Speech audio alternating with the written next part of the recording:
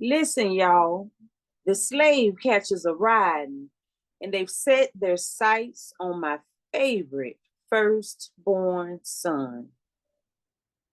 I get a call from my mom. She tells me Kevin, my son, got pulled over. She says, I heard a scuffle and the officers yelling something. The phone must have dropped, but it didn't hang up. And now I don't hear anything. Silence. The slave catchers are riding, and they've set their sights on my firstborn son. The visceral, automatic, all too familiar reaction for so many of us sisters is first, I can't breathe.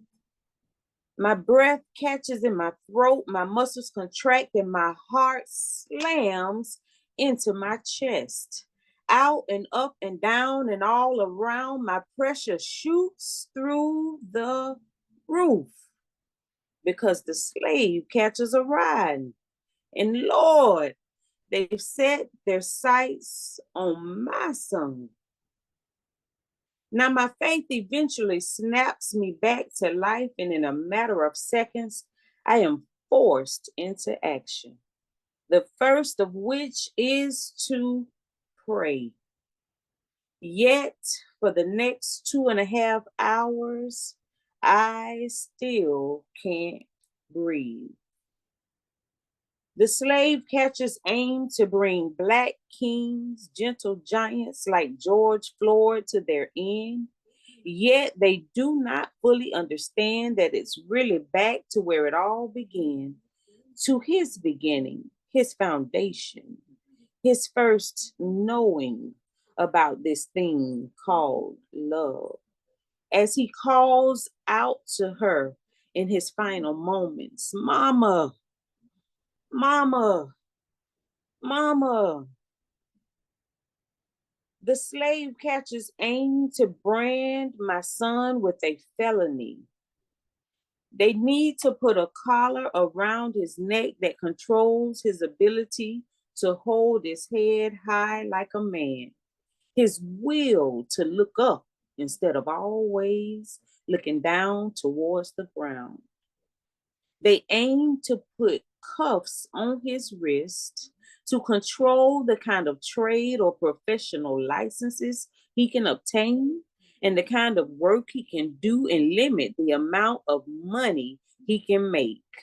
They even want to put shackles on his feet to control where he's allowed to live. They fight to keep him unarmed and vulnerable in a state where folks, black, white, and brown, are not held accountable. Understand your ground. Where Adjika Owens, a black mother of 4, is shot by a white supremacist woman through a door while standing next to her black son, Israel. In a country where a 15-year-old black boy, Ralph Yarl, is shot just for trying to be a responsible son and a big brother to his younger siblings. In a state where it's open season carry on people who look like him, my son. They need to silence his voice by snatching his vote. The traumas, the triggers, the torture of it all weighs too heavily, and I'm just so tired. While recently on a voting rights tour, I had the pleasure and honor of meeting Miss Sabrina Fulton, Trayvon Martin's mother. And I assure you and her that this is the life lived every single day by Black mothers across the USA.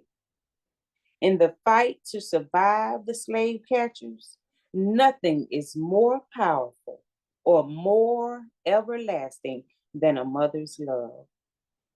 May God and the ancestors be proud of my work, for it is by His grace and their perseverance that I am here today. Ashe.